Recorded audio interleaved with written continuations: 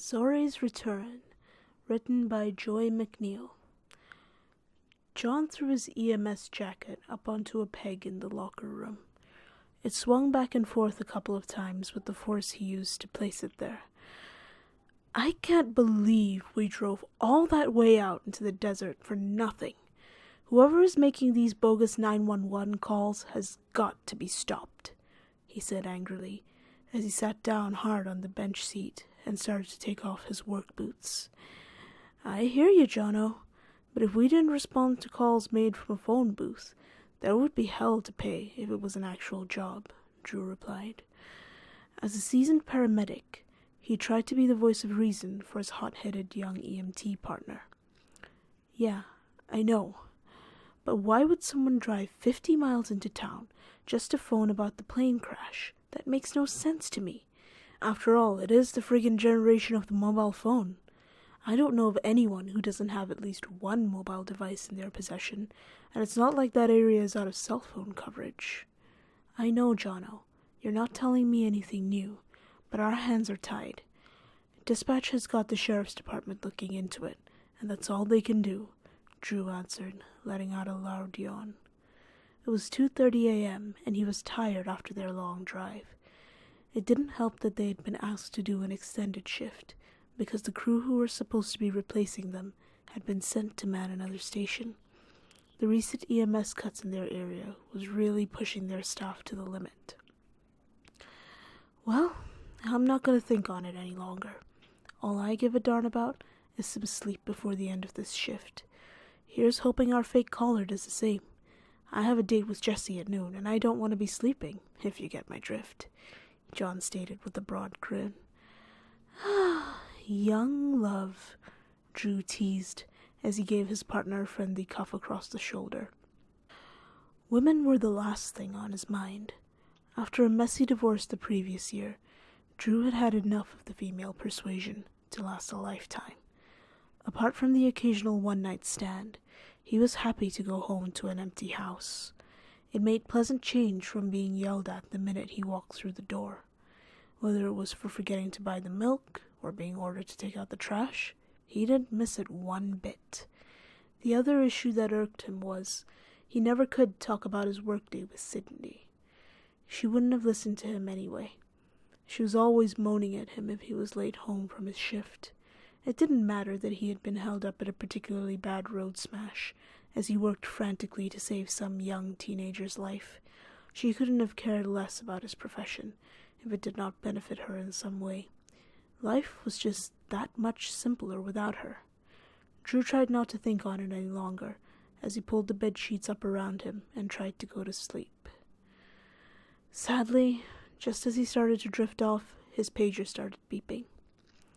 10 minutes later, Drew was busy placing an IV line into the vein of a highly distressed pregnant woman. She was miscarrying and bleeding heavily. They didn't waste any time loading her into the ambulance and transporting her to the nearest appropriate hospital. Drew could not help feeling bad for the woman when she told him that this was her last attempt at IVF treatment. Drew's ex-wife had never wanted children, so they had not started a family. It was probably just as well, given the messy breakup he'd been through. Children would have made life 10 times worse, having to be passed to and fro between the disgruntled couple. However, he felt the young woman's grief at the thought of losing the last chance of conceiving a baby.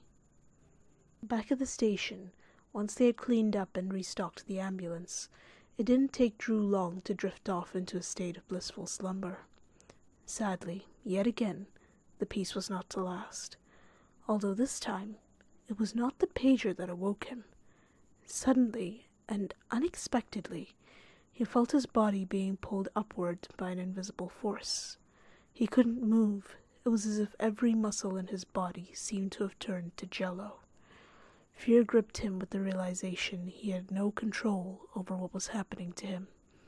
Then, a bright light hit him, and he felt great heat surround his body.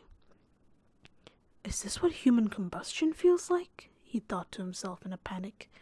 Yet despite the intense heat, his flesh wasn't burning. Then, just as quickly as it had started, everything went dark once more, and he was able to move his limbs freely again. He bent across to feel for the light switch next to his bed, but he couldn't find it. Then he grappled around in the dark, feeling for the bedside table. He knew his cell phone was lying on it, and he thought he could use the torch from it to see why he was having such an issue locating the light switch. But no, this was not to be, because he couldn't feel for the table either. Drew was a level-headed sort of guy. Nothing much freaked him out. However, now he was getting increasingly worried. What the hell was going on? He decided to hop out of bed and make his way for the light switch by the door. But before his feet could touch the floor, out of the darkness, someone spoke to him. "Do not be distressed, Drew. You are amongst friends." The voice was that of a young woman. However, as she spoke, Drew did not hear the sound she made in his ears.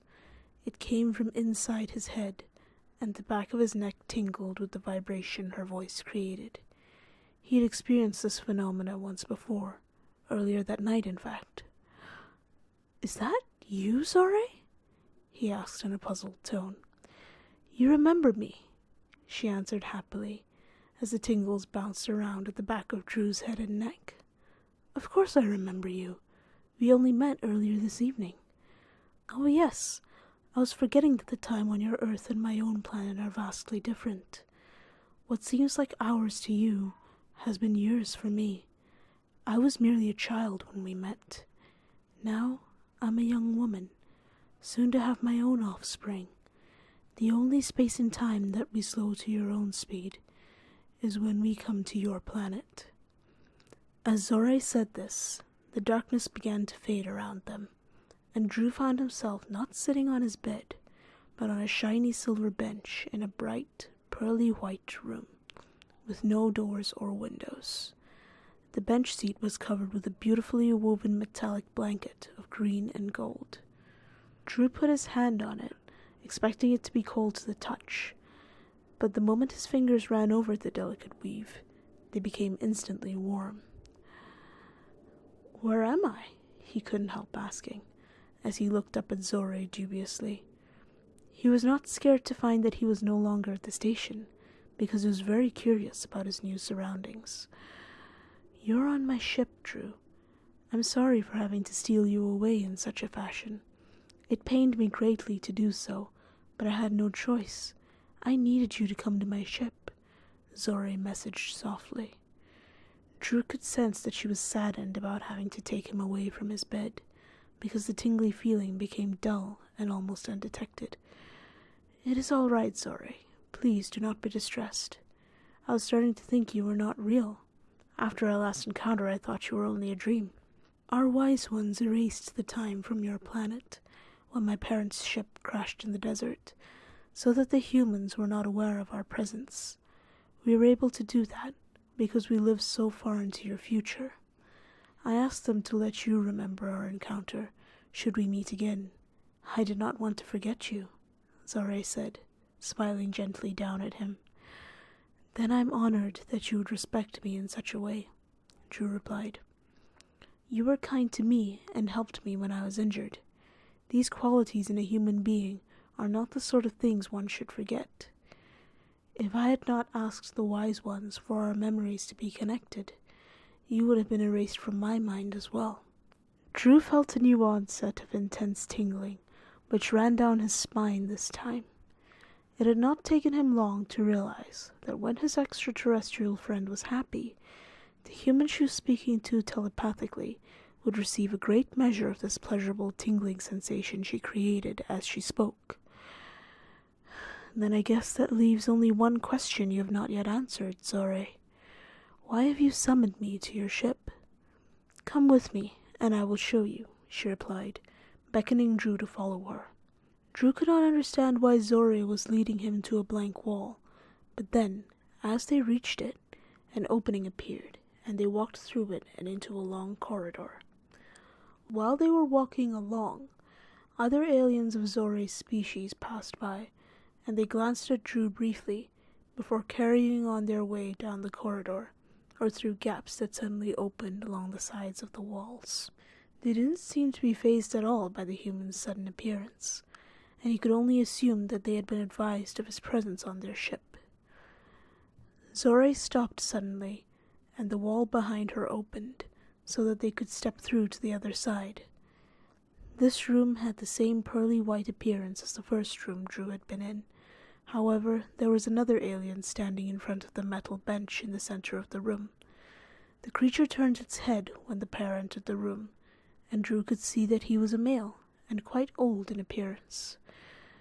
"This is Azonic. He's our healer.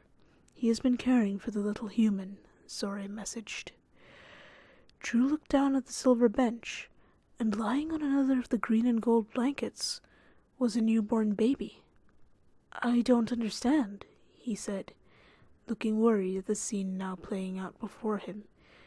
"We are just as distressed as you are at the sight of this little human upon our ship," Zorae messaged hurriedly, as she read Drew's thoughts that they may have indeed abducted the infant.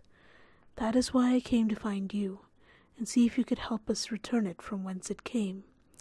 Sadly, we do not know exactly when we picked the little human up from our croc gathering. We had been collecting corn from across the northern hemisphere. We have been through numerous countries in Europe and North America. The human was not detected until we left North Dakota, so we do not know which country it is from. I fear it has been injured, as it has red fluid upon its body. Can you heal it?" she asked in a hopeful voice. Drew walked towards the baby to get a better view. Azonic moved aside and nodded to him to proceed forward to check the infant's condition. It did not take Drew long to realize that the blood upon the baby was dry, and had been left there by the mother after giving birth. Apart from not being cleaned upon delivery, the newborn infant seemed in extremely good health. "The baby girl is well," he said, turning to face Zorae and the healer. Drew's alien friend closed her large dark eyes and put her head back slightly, to show her relief that everything was all right with their unexpected young guest. "Do you know what nation it is from?" Zorae asked hopefully. "The baby is of European descent. It could be from any of the areas that you stated you were collecting crops. I assume that in doing so, you have saved this little human's life. I'm almost certain its mother, after giving birth in the field, had left her baby there to die," Drew surmised. "This is a tragic, unthinkable event." Zorae messaged the statement with such intense emotion of anger in her voice that Drew had to hold onto the bench for fear of the tingling sensation dropping him to his knees. "I am so sorry, Drew," Zorae said quietly, as she realized that Drew was being physically affected by her emotions. "I feel thusly because of my own attachment to having an offspring," she added, holding on to her rotund stomach. "When is your baby due to be born?" Drew couldn't help asking. "In 3 of your days, but in 13 years of my life," she replied softly. "We carry our young for a long time, because once a female gives birth, she stops aging for many years. It is also considered very special to give birth to a female offspring on our planet, as there are more males than females born of our kind. That is why the females do not age the same way. It is all very complex for you humans to understand," she added calmly. Drew smiled and looked down at the baby who was cooing and blowing bubbles up at him. No wonder Zorae had felt so strongly about the plight of the infant, given how they felt about the females of their own species. "If you have some warm water and a soft cloth, I will clean the dried blood from her body," he suggested. Once this task was done, Drew began to feel a little guilty. He had to start thinking rationally about the situation unfolding in front of him. "I cannot take the baby back to Earth with me, Zorae. If I left my bedroom at the station with the baby in my arms, I would be unable to come up with a reason as to why I had her in my possession. You will have to find a safe place to leave her on Earth. There are places that house homeless children. If you leave her at one of these centers, they will care for her and find her a permanent home." "Can you not find her a mother, Drew?" Zorae pleaded, as green tears began to run down her pale gray face. "My dear friend, I would gladly help her to find a new mother, as much as I am able to assist in such matters, but I can't take her with me. I would have to explain how I came by the baby. I would be in a great deal of trouble with the authorities if I had no explanation as to where I obtained her from. Zorae looked at him kindly, as if she now understood what he was saying. "Very well," she replied. "I will have to think of another alternative to return the human child to your planet. I will now return you to your sleeping chamber." Drew suddenly lost the feeling in his muscles again, and the heat became intense around his body for the second time that night. Then everything went dark, and as his muscle movements returned, he drifted off into a deep sleep. The sound of the alarm on Drew's cell phone rang loudly in his ears. He moved his hand across the bedside table to turn it off. The extended shift was over, and he could now go home. He was pleased that the bogus 911 caller had not disturbed the rest of his sleep. After the last call-out he had responded to, he knew that when he got home in the morning, he was going to head back to bed for another long nap. He felt as if he hadn't slept at all. He did, however, wonder why he kept on dreaming about aliens. It was very odd indeed. He pulled himself out of bed and put on his faded blue jeans and his favorite red and white tank top. Just as he opened the door to leave the bedroom, he could hear the sound of a baby crying. Then, in total disbelief, John was walking towards him, holding onto an infant wrapped in a metallic green and gold blanket. "Jeez, what sort of person would dump their newborn on our front doorstep?" John said in a shocked voice as he held the baby up for Drew to see. "I almost tripped over her." The baby girl smiled up at Drew, and he smiled back at her. "You never know what you'll find in our line of work," the seasoned paramedic replied.